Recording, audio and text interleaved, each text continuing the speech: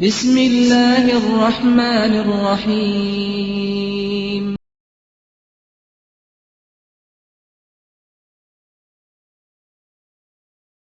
Saya nak ulas sikit lah. Dalam debat tu salah satu ciri dia nak tuduh pihak tu, dia nak tuduh satu pihak ni sesat atas tuduhan Wahabi. Sesat Wahabi. Sebab apa Wahabi? Sesat Wahabi. Sebab apa Wahabi sesat? Antara sebab dia tu suka tuduh orang lain sesat. Tapi sepanjang debat tu kita duk tengok dia yang duk tuduh orang sesat. Kesimpulan dia pun tuduh orang sesat. Tuan-tuan tahu barah. Bila dia kata Perlis bukan Wahabi, okeylah. Hantar habang pun kami tahu. Otoriti Perlis bukan Wahabi. Cuma kita tanya, jadi siapa yang Wahabi? Hampa tumbuk angin ke? Memang ada betul. Tapi jika tuan-tuan masih ingat, di Malaysia ni ada seorang lagi hamba Allah Ta'ala. Dulu dia debat dengan saya, dia lari. Saya tak ingat nama dia, saya lupa. Dia di dalam mahkamah, bila ditanya di mahkamah, adakah saya Wahabi? Dia kata tak. Ini ada dokumen dia, documented dalam mahkamah. Kenyataan dalam mahkamah. Dia kata tak. Sedangkan dia bersumpah. Sebelum dia nak jawab tu, dia bersumpah tidak ada yang benar melainkan benar. Mahkamah macam benar, mahkamah. Tapi di luar dia cakap lain. Di luar cakap lain. Saya bukanlah peduli sangat benda-benda, tapi saya nak cerita. Ini adalah satu agenda memecahkan orang Islam. Jadi kalau tak Wahabi, siapa yang Wahabi? Mungkin nak kata Arab Saudi Wahabi. Jadi Arab Saudi sesat. Soalan yang patut ditanya lagi, mungkin hari itu ada terlepas soalan patut mau tanya ke dia. Orang-orang yang pergi ke Mekah, yang solat di Masjidil Haram dan Masjid Nabi sejak lama, haji dan umrah, adakah selama ni mereka solat di belakang imam-imam yang sesat? Dan ajaran mereka ini telah menjadi barah, sehingga menyebabkan ada orang pergi umrah dan haji semayang dalam bilik kerana tak mau semayang di Masjidil Haram, kerana tu imamnya dituduh Wahabi, kerana sesat semayang di belakang tu imam tersebut. Tuan-tuan lihat, saya ingin mengingatkan pihak kerajaan, mereka ini adalah barah dalam masyarakat, fanatik. Buku yang mereka cetak itu, Ibn Tumat. Jika tuan-tuan pernah dengar kuliah saya dulu-dulu, saya dah cerita tentang Ibn Tumat ni. Ibn Tumat ni punya lah ekstrim. Buku yang mereka cetak tu, Aqidah Al-Mursyidah tu, itu Ibn Tumat. Dia kata Muhammad bin Abdul Wahab pengganas lah apa. Pertama kita beritahu, kita di Perlis tak ada buku Muhammad Abdul Wahab sebagai sukatan. Saya sendiri jarang baca buku dia. Pernah tengok lembaran-lembaran buku dia, tak ada buku dia yang kita khatam pun. Pasal kita pun kata, pasal orang lain tulis lebih menarik. Tak adalah kerana kita tak baca buku dia kita nak pergi tuduh dia. Tapi nak menuduh orang, dia kata oh kalau awak bela dia, artinya awak mazhab dia lah. Oh susah macam tu. Satu orang pukul orang bukan Islam, kita kata pasal awak pukul dia, dia tak salah. Oh hang kafir sekali dengan dia, awak kafir sekali dengan dia sebab awak bela dia. Sedangkan Nabi SAW cerita pada orang yang kallafa dhimmiyan, orang yang man zalama dhimmiyan atau kallafahu fawqa taqatihi atau akhadha syai'an min ghairi tibi nafsi fa ana hajjijuhu yaumal qiyamah. Siapa yang zalimkan orang bukan Islam, bebankan dia, luar daripada keupayaan dia, ambil apa yang bukan hak daripada dia, aku pembelanya pada hari kiamat. Lagi kan orang bukan Islam Nabi bela. Ini kan kamu tomah satu orang, bukan berarti kita setuju dengan jadi mazhab orang tu, aliran, tapi awak tomah dia, orang bela. Kalau awak bela, awak Wahabi. Muhammad bin Abdul Wahhab yang dia kata tu, dibandingkan Ibn Tumat tu, Ibn Tumat tu mengaku menjadi Imam Mahdi. Dan Ibn Tumat berperang dengan kerajaan Al-Muwahhidin di Maghrib, kerajaan Ali bin Yusuf Tashfin, yang merupakan kerajaan yang saleh, yang baik, dan mengkafirkannya di atas dasar mereka bukan Asy'ariyah, Mujassimah. Dia mengkafirkannya. Ibn Tumat yang bawa. Ini cerita tahun 500 Hijrah. Ibn Taymiyah pun tak main lagi, lahir pun tak ada. Ibn Qayyim pun tak ada lagi. Tak ada kaitan dengan Ibn Taymiyah. Tambah Muhammad Abdul Wahhab lagi 500 tahun baru lahir. Kemudian baru lahir. Tak ada kena-mengena. Dia telah serang, dia mengaku Imam Mahdi. Dia mengkafirkan mereka, menghalalkan darah mereka. Mujassimah dia kata. Macam hak tuan-tuan duk dengar ni, dia tiru yang ni. Sebab tu mereka cetak buku dia. Bahkan tuan-tuan, dia lantik satu kawan baik Ibn Tumat, Mullah bin Tumat, nama dia Abdullah Awan Syarisi. Dia ni, dia suruh kau ni buat bodoh-bodoh sikit, tapi kau ni pandai, dia hafal banyak, hafal hadis, hafal nama-nama orang. Lepas tu dia suruh kau ni muncul di hadapan orang dan bagi tahu bahawasanya malam tadi malaikat telah datang kepada aku dan telah belah dada aku dan telah memasukkan ilmu kepada aku. Dengan memasukkan ilmu ni aku jadi pandai, dan telah memberitahu bahawa Ibn Tuman adalah Mahdi. Dengan itu, dengan apa yang dia buat tu, orang uji dia. Tengok-tengok, dia dulu nampak bodoh, pandai, ingat hadis, ingat Quran, ingat apa. Orang kata betul lah, dia ni memang sebenarnya nampak bodoh jadi pandai. Memang malaikat belah dada. Kemudian Ibn Tuman bawa pergi satu telaga yang dia rancang, korek telaga tu dalam, dia bubuh orang dia bawah tu.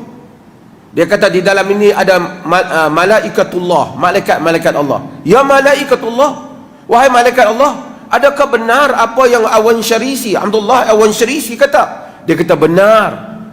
Apa yang Awan Syarisi, dan kau adalah Mahdi. Pengikut bertambah ta'assub. Bertambah ta'assub. Tu. Ni cerita geng bomo hak melompat hari tu lebih kurang macam ni.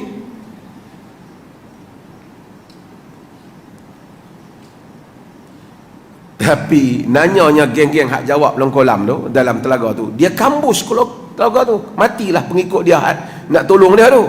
Dia takut terbongkar rahsia dia. Dan dia buat malam itu nama Lailatul Tamyiz. Atas kononnya atas ayat liyamizallahu al-khabitha min at-tayyib, untuk Allah membedakan antara yang buruk dan yang baik. Dia bunuh dalam satu malam 70,000 orang Islam. Tu Ibn Tuman, bagi menegakkan akidah yang dikata akidah benar, kononnya akidah Asy'ariyah dah.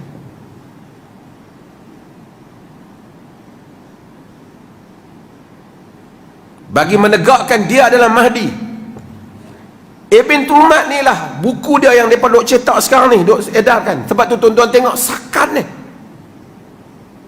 seorang pengganas yang dilantik, yang diangkat menjadi tokoh akidah. Ini ada kaitan. Negara kita tak pernah bawa idea-idea ni. Sebab tu tuan-tuan tengok mereka ni berlumba-lumba mendakwa Asy'ariyah. Kita tidak ada masalah banyak sangat dengan isu-isu Asy'ariyah ini. Cumanya tuan-tuan, Asy'ariyah ni, dia bukan cerita Asy'ariyah ni cerita sembah kubur tak kubur ni, bukan cerita Asy'ariyah. Asy'ariyah inilah cerita tentang ilmu kalam. Masalah takwil, tak takwil. Tuan-tuan nak tahu Asy'ariyah, tuan kena baca buku dia lah, Maqalat Islamiyin, Abul Hasan Asy'ari. Abu Hasan Asy'ari yang hidup 40 tahun sebagai Mu'tazilah, bermimpi dalam satu malam terus bertukar menjadi ahli sunnah. Selama ni dia berguru, gurunya ialah Ali Jubai, yang merupakan pak mentua dia, seorang Mu'tazilah. Kemudian dia tukar, dia sesatkan Mu'tazilah. Tak apalah, dia tokoh lah di dalam perbahasan dialog, tapi hayat dia ialah hayat sepanjang ni Mu'tazilah. Kemudian dia berubah, mengambil pendekatan yang dekat dengan apa yang dipegang oleh salafus salih. Kemudian ada beberapa fasa dalam hidupnya. Kita tidak ada isu besar. Ini soal kau takwil tak takwil, ini adalah debate lama. Tapi yang jadi masalah dalam negara kita ni, yang Abu Hasan Asy'ari tak pernah cakap langsung masalah nak panggil orang mati. Kalau awak doa ya Allah terus, tak mau kata wahai wali tolong, yang tu Wahabi.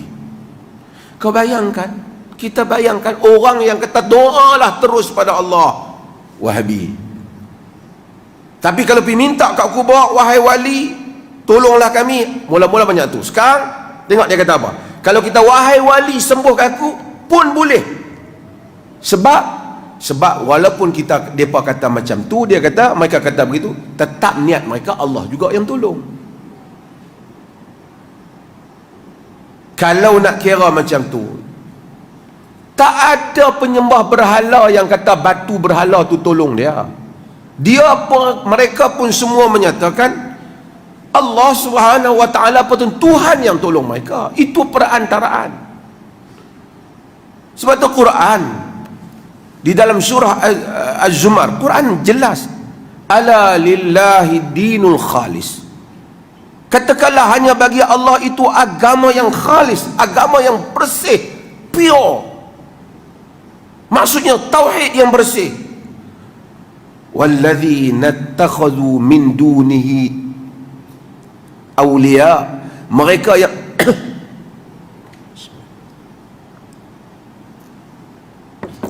walladzina ittakhadhu min dunihi awliya ma na'buduhum illa liyuqarribuna ila Allahi zulfa. Orang-orang yang mengambil selain daripada Allah sebagai pelindung-pelindung, mereka menyatakan kami tak sembah pelindung-pelindung tu, kami tak sembah perantaraan-perantara itu. Ma na'buduhum, kami tak sembah mereka, illa liyuqarribuna ila Allahi zulfa, melainkan untuk mereka itu mendekatkan kami kepada Allah saja. Quran bagi tahu, memang itu jawapan sejak dulu. Kami bukan sembah, kami panggil wali itu bukan kami sembah, liyuqarribuna ila Allahi zulfa, untuk mendekatkan kami kepada Allah. Allah jawab apa? Innallaha yahkumu bainahum fima hum fihi yakhtalifun. Allah lah yang akan hukum mereka di atas apa yang mereka selisihkan. Memang bab ini bila you buat teknikal macam tu, oh tak sembah, awak salah faham. Kami minta pada Allah tapi melalui dia. Macam kita bagi surat pada postman, suruh hantar orang tu. Bukan kita bagi surat tu pada postman, surat tu kita pada kawan kita, postman tolong bawa saja. Tapi yang dia panggil bukan Allah. Kalau dia kata wahai Abu Bakar doalah pada Allah, tak panggil wahai Abu Bakar tolong, ya Husain, wahai Husain tolong, tak apa. Kerana dia kata tak apa, sebab apa? Cuba tuan-tuan dengar debat. Kerana kata dia akhirnya yang dia minta Allah juga. Tapi Allah kata apa dalam menjawab tu? Innallaha la yahdi man huwa kadhibun kafar. Allah tidak akan memberi petunjuk kepada orang yang dusta lagi kufur.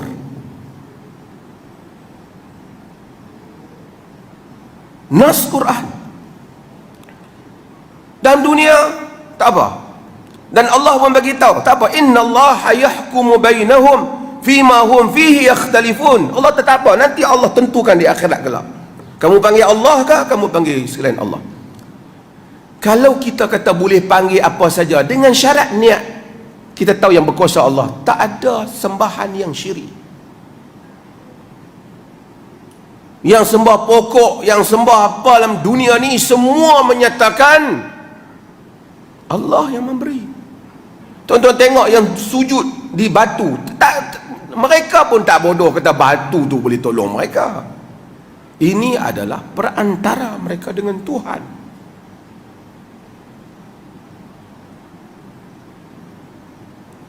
Tapi apa idenya? Setelah buat semua benda ni, ini Abu Hasan Asy'ari. Mai kok mana Abu Hasan Asy'ari benda ni? Ini adalah versi kamu. Sudahlah kamu ambil versi itu. Orang yang tak mau macam kamu, Wahabi, sesat.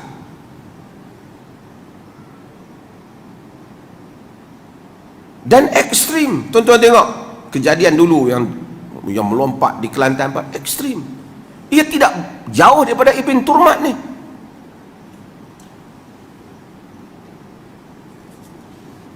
Dan ini yang mereka bawa. Tapi alhamdulillah kita boleh sederhana, kita panggil, sembang, bagi makan, supaya mudah-mudahan Allah berikan hidayah pada orang seperti ini.